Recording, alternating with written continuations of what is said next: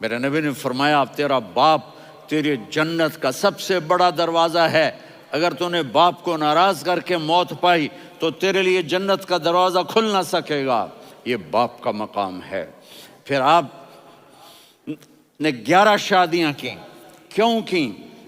سنو حدیث، ما تزوجت وما زوجت الا بوحی من السماء نزل به جبریل، کہا میرے ساتھیوں سنو، اللہ کی قسم میں نے کوئی شادی اپنی مرضی سے نہیں کی، میرے اللہ نے فرمایا یہاں کرو، میں نے کی۔ میں نے اپنی بیٹی وہاں دی جہاں میرے اللہ نے فرمایا۔ تو اتنی شادیاں کیوں کی ہیں؟ ہمیں گھر کی زندگی سمجھانے کے لیے۔ میری بات غور سے سنو، دنیا کا سب سے بڑا رشتہ خاوند اور بیوی ہے، سب سے مقدس رشتہ ماں باپ ہے، لیکن سب سے بڑا رشتہ خاوند اور بیوی ہے۔ جب یہ ٹوٹ جاتا ہے تو پوری نسل برباد ہو جاتی ہے۔ اس لیے آپ نے زندگی گزار کے دکھائی۔ آپ گھر میں جھاڑو دے رہے ہیں، آپ آٹا گوندھ رہے ہیں، آپ حضرت عائشہ کو لقمے بنا کے کھلا رہے ہیں، اور حضرت عائشہ کی دلداری کے لیے فرما رہے ہیں عائشہ، سننا حدیث طبرانی کی، عائشہ انہو لیہون علی الموت ان اریتک زوجتی فی الجنہ، عائشہ مجھے جب سے پتا چلا ہے نا کہ تو جنت میں میری بیوی ہے تو مجھے تو مرنے کا شوق لگ گیا ہے۔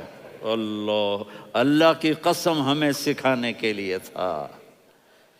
جس نے اللہ کو دیکھ لیا ہو اسے عورت کی کیا خواہش رہ جاتی ہے۔ یہ ہمیں سکھانے کے لیے تھا کہ سب سے زیادہ عزت بیوی اپنے خاوند کو دے، خاوند اپنی بیوی کو دے۔ ہن لباس لکم وانتم لباس لہن، تمہاری بیوی تمہارا لباس ہے، اور اللہ بیوی سے کہتا تیرا خاوند تیرا لباس ہے۔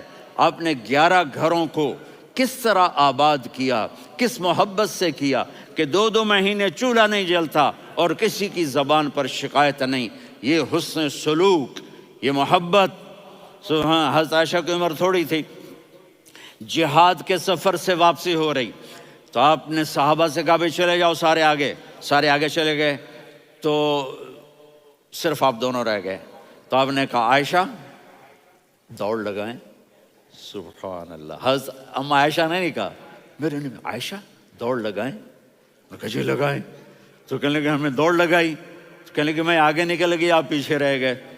چند سال گزرے تو پھر ہم جہاد کے سفر سے آ رہے تھے، تو آپ نے کہا صحابہ سے جاؤ بھی چلے جاؤ آگے آگے آگے آگے، وہ غائب ہو گئے۔ پھر آپ نے کہا عائشہ دوڑ لگائیں، تو میں نے کہا جی لگائیں۔ کون دنوں ذرا میں موٹی ہو گئی تھی، تو جب دوڑ لگی تو میرے نبی آگے نکل گئے، میں پیچھے رہ گئی۔ تو ہم نے کہا ہاذہ بتلک، عائشہ تو میں اب برابر ہو گئے، ایک دوڑ تم نے جیتی ایک دوڑ میں نے جیتی۔